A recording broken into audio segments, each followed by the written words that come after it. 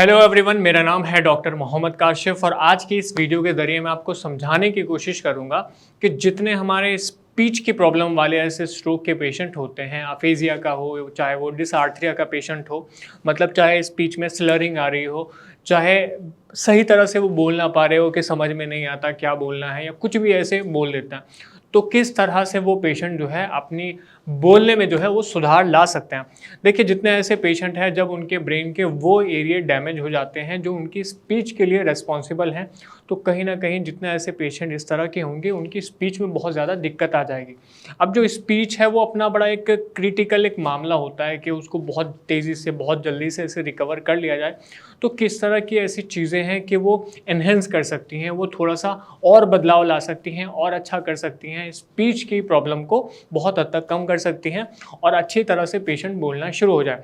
तो उसमें जितने ऐसे पेशेंट होते हैं उनके लिए मैं ये कहूँगा कि जितने स्पीच वाले ऐसे प्रॉब्लम होते हैं, चाहे अफेजिया के हों, डिसआर्थरिया के हों, उनको ज़्यादा से ज़्यादा कोशिश करनी है अपनी प्रैक्टिस की। अब किस तरह की प्रैक्टिस होगी? मान लिया कि एक स्पीच अफेजिया का पेशेंट है, तो उसका जो स्पीच अपने आप में अफेजिया होता है वो कहीं ना कहीं वर्निक्स अफेजिया भी है, वो ब्रोकाज अफेजिया भी है, वो ग्लोबल अफेजिया भी है।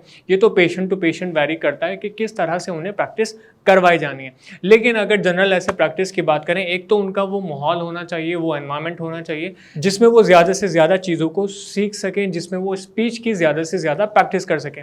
मान लिया कि अगर हिंदी बेल्ट के ऐसे पेशेंट थे तो वो कोशिश करेंगे कि जो संस्कृत के ऐसे शब्द हैं, जो हिंदी के ऐसे शब्द हैं, चाहे वो ए आ ई बड़ी या कै खे गे, इस तरह के जो शब्द हैं वो अपनी स्पीच में बोलने की ज़्यादा से ज़्यादा प्रैक्टिस करें। अब जैसे कै है, कै को बोलने की वो प्रैक्टिस किस तरह से कर सकते हैं? मान लिया कि जैसे मैं कै बोलने की कोशिश कर रहा हूँ, कै कै, तो कै में मेरी ज़बान की जो पोजीशन है वो कहाँ रहती है? जैसे मान लिया कि घर के जो फैमिली मेम्बर्स हैं वो देखेंगे कि जब वो कै बोलते हैं या खे बोलते हैं या गे बोलते हैं या ई बोलते हैं, ऊ बोलते हैं, तो उनकी जो टंग की पोजीशन है, उनकी जो ज़बान की ऐसे पोजीशन है, उनकी जो लिप्स की पोजीशन है वो कहाँ रहती है?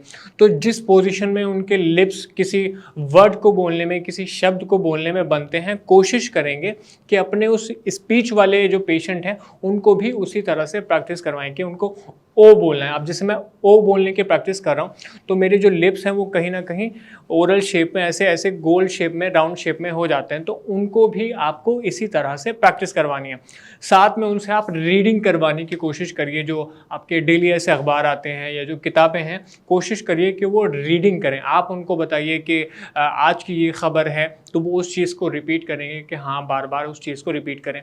साथ में वो म्यूज़िक ऐसे सुन सकते हैं, तो जब वो म्यूज़िक ऐसे सुनेंगे, उस म्यूज़िक को, उस गाने को, सॉन्ग को वो बार बार रिपीट करेंगे। भजन है, कीर्तन है, या तो कुछ भी ऐसी चीज़ें जो उनके बोलने में सुधार ला सकती हैं, बार बार उसको रिपीट करके। क्योंकि जो स्पीच वाला जो प्रॉब्लम है वो कहीं ना कहीं बूंद बूंद से सागर भरने वाली बात है। आप एकदम उसमें 1 2 4 5 दिन में ऐसे रिकवरी नहीं ला सकते, वो बहुत ऐसे स्लो प्रोसेस होता है। तो जितना बेहतर उसे माहौल मिलेगा पेशेंट को सीखने के लिए, कहीं ना कहीं उनकी स्पीच बेहतर हो जाएगी। और जिस तरह से मैंने बताया कि आपको प्रैक्टिस एक एक शब्द की कैसे करवानी है, जितना आप उनको प्रैक्टिस करवाएंगे उतना ज़्यादा जो है उनकी स्पीच एनहेंस होगी, उतनी ज़्यादा अच्छी हो जाएगी। आज इस वीडियो के ज़रिए जो चीज़ें आज मैंने बताई हैं आपको, मेरे ख्याल से समझ में आई होंगी।